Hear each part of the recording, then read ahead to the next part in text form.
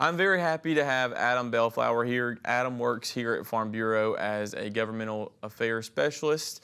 Adam, thanks for joining me today. I'm happy to have you here on the set. This is the Farm Monitor set, but for this interview, we wanted to kind of have a nice interview set and be able to have a nice aesthetic. So, Adam, before we get going, we're here to talk about I Farm, I Vote, but before we jump into that, talk to me about yourself, introduce yourself to the audience that's listening.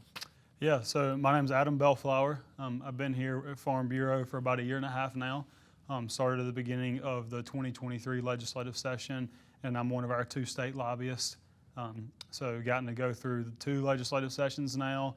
I'm getting geared up for my 3rd, so it's been a good time. Awesome. So you say session, which means you work at the state capitol during Georgia's 40-day legislative session. You are a lobbyist, which leads me to my first question for you in today's discussion of talk to me about your role of being a lobbyist and what a lobbyist for Farm Bureau does. Yeah, so I work in our public policy department, and we have a lot of stuff that we do out of our department. But specifically, my role is kind of on our legislative team. So we have 2 full-time state lobbyists, myself and Chase McClure, and then we have a federal lobbyist, Ben Parker, that works in D.C., and then our boss, our director, Alex Bradford, who is the director of our policy department, and he also is a state lobbyist. He's a registered lobbyist, just like Chase and myself. And you know, kind of our goal, Farm Bureau, we say that we're the voice of Georgia agriculture.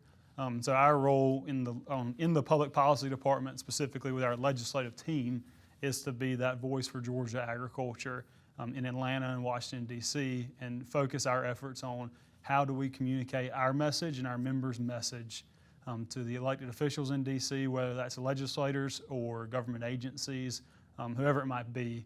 But our job is specifically to communicate that message to the elected officials. Okay. When you say our message or our members' message, you know, where does that come from? How does that, from an advocacy standpoint, we are a grassroots organization, county offices in every county except I think 1 in the state out of the 159 that Georgia has. Where do we get the stance, I guess, of what we believe in? Right. So that is one of the big jobs of our department is we oversee our policy development process. I mean, the way that kind of goes, you mentioned the grassroots organization. That is the center point of our policy development. All of our policy, our internal policy, the positions that we take, our stance on issues, what we work on at the Capitol, what we work on as an organization, all comes from our members. And then that's kind of the grassroots part of who we are. And the way that works is through our policy development process, which happens every year, and it is made up of our 20 commodity advisory committees, which are our experts in the field on those issues. You know, we have a commodity advisory committee from everything to hay, cattle, all your row crops, peanuts, cotton, feed grains, to aquaculture, to forestry. So we really cover all commodities that are grown in the state of Georgia. And so those committees meet twice a year to discuss what's going on in their industry, what they're seeing, what are some challenges and successes that they're seeing on their farms. And they have the ability to submit policy resolutions to our book, our policy book, through those committees. And then also each county has the opportunity to submit policies from their county. So, you know, what are the challenges, what are the successes they're seeing geographically, like locally back home in their county. And all of those policies that come from the committees and that come from the counties get pulled together, and we have a policy development committee. They'll meet twice during the fall here in Macon at our home office, and they'll get together and they'll discuss, they'll debate, they'll go through every policy that's submitted through those committees and through the counties, and they will can amend those policies, they can delete those policies, and they can also vote those policies through to December, to our big Georgia Farm Bureau convention down in Jekyll. And then all the voting delegates from across the state come together in December, and they also go through again and they review all of our policies. You know, they can amend them, they can delete them, they can approve them, and once all those policies are voted on, if they're approved, then they go into our policy book. And that policy book is our tool in the policy department on our legislative team we take that policy book and we use that to understand our position and our stances on issues. And really we use that policy book to look at what we're going to work on that year. So we're here to talk about I Farm, I Vote. Go into, because that is something that, that you guys, from the public policy department, this initiative that you guys work on and are working on. Explain to those listening, what I Farm, I Vote is and what it's meant to do. Yeah. So the I Farm, I Vote campaign, it's really two-part. It's one, a voter turnout campaign. We encourage our members, we encourage rural communities and farmers to get out and vote, and the importance of voting. Voting is the way that you make, as an individual, that you make your voice heard in the political process. It's the way that you have the power to choose who represents you, whether that's all the way down to the local level to your Board of Education and your commissioners, your tax commissioner, your local judges, to the state level, whether that's your state representatives, your state Supreme Court members, your state senators, your governor, all your constitutional officers, all the way up to the federal level. It's your Congress, your congressional delegation in the state. It's your U.S. senators. It's your president. So the importance of voting, and that's what we try to communicate with the I Farm, I Vote campaign, is how important it is to make your voice known and your voice heard to your elected officials. But not only is it a campaign to encourage voters to get out and vote, we also use it as a voter education tool. So one of the big things we put out through our I Farm, I Vote campaign is a election guide. So we're getting ready to start rolling that out here pretty soon. And that will have everything in that book, from who's all running. Every district in the state will show who's running for your congressional seats. It'll show who's running for your state House seats, your state Senate seats. It'll show who's on the presidential ticket. But also another thing it'll have is all the ballot questions. So there's 3 constitutional amendments this year on the ballot in Georgia. And in that election guide, we'll have all 3 of those questions. We'll have the question that will appear on the ballot, which is typically a lot of legal jargon, and a lot of people, just in the moment don't really know what that question might actually be doing. And so in our election guide, we put that question, and then we put a short summary, kind of telling you what exactly this question does, what this amendment does to the Constitution. Then also, if you vote yes, what does that mean? And if you vote no, what does that mean? So I Farm, I Vote not only is a voter turnout campaign, but it's also a voter education campaign. Okay. Now, I'm going to spit out some facts out there, but for those of you that do not know, for people out there that do not know, Georgia or agriculture rather, is Georgia's #1 industry. Employs 1 in 7 Georgians. And the thing that I like to say is, even if you're not connected to it, even if you don't necessarily work in it, it affects your life every single day. If you eat, agriculture is responsible for that. So with that being said, I want to go into, this tool is for everyone. It's like you said, there's going to be some issues on there that people need to kind of maybe look into. And it's all geared toward educating people with more of an agricultural twist, if you will. With that being said, why should someone out there that maybe isn't connected to agriculture, or maybe they are, why should they care about local agriculture, and how elections, big or small, local or state or even federal, affect them? Yeah, and I think you really hit on it a little bit there. I mean, there's really 2, what I like to think of, 2 big reasons that agriculture matters and local agriculture matters. First, probably the most obvious that comes to people's mind is eating. It's like people like to eat, people like to wear clothes, and agriculture is a product of that. In Georgia, we're a big timber state, we're a big cotton state. That puts shelter over your head and that clothes your body. We grow everything from cash crops, but we also grow a ton of food crops, fruit and vegetables. We grow just a plethora of commodities across our state. And so not only does agriculture feed you and clothe you and provide you shelter, but also, kind of what you just said, agriculture is the backbone of our state's economy. It's the foundation of our state's economy. It's the #1 industry.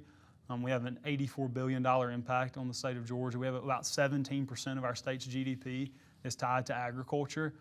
So if Georgia is to be successful economically, which I think most people will agree is really important, agriculture must be successful. But not only statewide, you talk about local agriculture. If you bring that down to your community, you look at the rural economy across our state.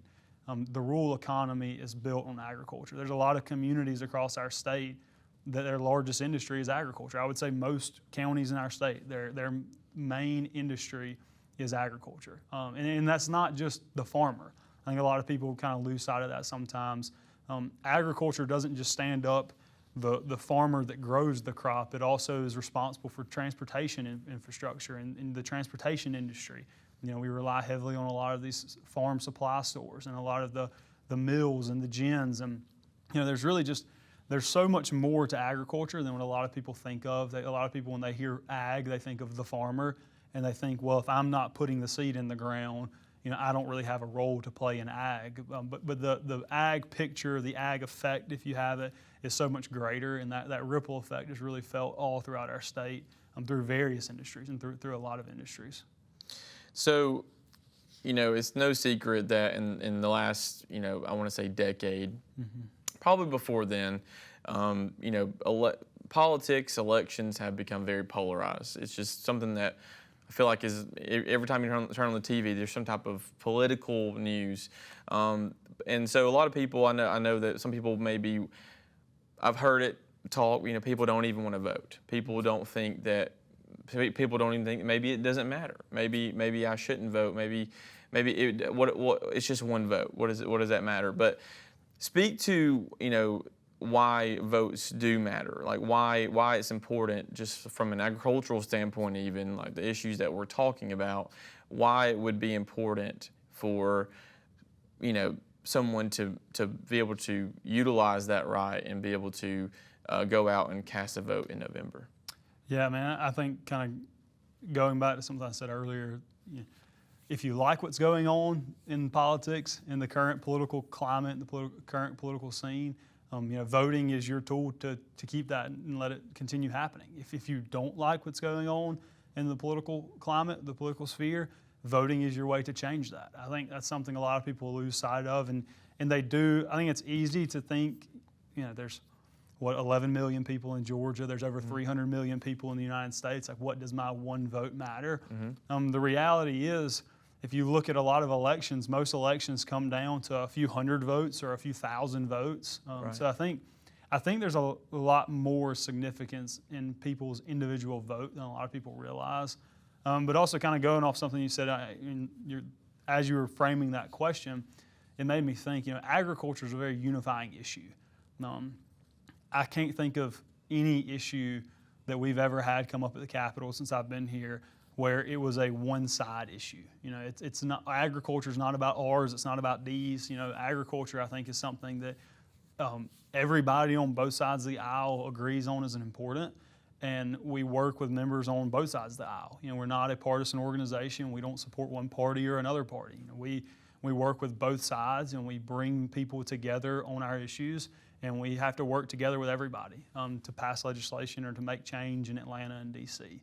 So I think agriculture, I've seen in my short time here that it is something that everybody can get behind because it's important to everybody. Right. That kind of leads me, and we're going to shift just a smidge, but that leads me to my next question for you is, a lot of people don't really see or really would ever see, unless you're involved in it, other than, I'm sure, their wallets. But for the most part, people don't understand what it takes to get food to the grocery store. People don't understand what it takes to be able to keep those shelves full. I think we're very privileged in that way, and I'm glad for that fact. But for us and people here at Farm Bureau, we work with farmers. We see farmers. We see their struggles. We see what's going on the quote unquote front lines these days. There's just a lot of things going on in our world, in the agricultural world, that a lot's at stake, if you will. So things seem to be at stake. Let me just put it that way. I'm no expert. I'm not ever going to say that I am, but I speak to farmers every week. I'm on the road. I'm going out to their farms, and I hear prices are low, prices of inputs are high. There's no there's no market for my crop right now. So I'm not going to steal your thunder, but I'm going to ask you, with all that being said, with what we're speaking about here, with what, what matters most, and how I Farm My Vote ties all this together and all the issues. If you can, what are some of the big things that you guys see or you see that are, big issues in agriculture right now that people maybe should be more informed on or maybe even aware of? Yeah, I mean, that's there's definitely a lot. Obviously, we could talk about on that. I think whenever I think of the big issues that we work on, the first thing that comes to mind, especially on the state level, right, is tax issues. Mm-hmm.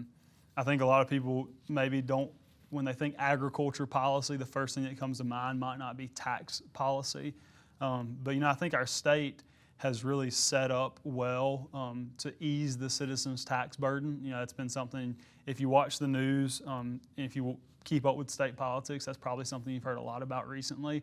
But on the state level, we have a lot of programs to benefit farmers and to try to help increase margins as much as we can by reducing the tax burden on our farms. There's a lot of, the first two big programs that come to mind are GATE and CUVA, the Georgia Agricultural Tax Exemption Program and the Conservation Use Value Assessment Program. So I think on the state level, tax is a huge thing. But on both levels of government, I think another thing is government regulation and overburdensome government. That's something we fight against a lot, is we want to level the playing field as much as we can, not only amongst other states and the regulatory burden that farmers might face, state to state. We want to be on an even playing field with our surrounding states, but also federally, internationally. How do we set our farmers up in D.C. to succeed, and how do we try to fight against overburdensome regulation coming down out of the federal government? So that's definitely two huge things. But other things that we see, especially on the federal level, is trade policy. Foreign policy is really important in agriculture. How do we market ourselves, and not only Georgia agriculture, but agriculture in America? How do we market ourselves to other countries? And a lot of foreign policy and a lot of trade policy comes into that. So there's a lot of things we could talk about, issues that are facing agriculture. But I think the two that really come to mind where the government can really step in, where government really does step in and affect our farmers and our producers' bottom line the most, would probably be government regulations and good tax policy. I think those are two big areas that if our state continues doing what our state's been doing and easing that citizens' tax burden, I think it helps farmers' pockets and it helps their bottom line. And if we can fight in D.C., fight against overburdensome regulations and overburdensome government, I think those are two big areas that we can win. So those are, you spoke about some things on the state level, taxes, government regulations here in Georgia. What are some things on the federal level that maybe voters, maybe they should be aware of? Yeah, and I think, looking at this year's coming up elections, not only do we have a lot of elections going on, but every congressional member is up for re-election, which has a ton of implication for Congress, obviously. And then the president is up for election, which again has a lot of implications. Right. One of the big implications I think is oftentimes overlooked in a presidential election is that the president gets to appoint the head of all the different government agencies in D.C. So that has huge implications. We think about a lot of the labor battles we've been fighting recently with H-2A and trying to provide adequate labor sources to our growers, especially those very labor-intensive crops like fruit and vegetables. But then also we think about some of the action in Congress and what that means for agriculture. It is a farm bill year. It has been a farm bill year for those following. How many years? Yeah, the 2018 farm bill has expired.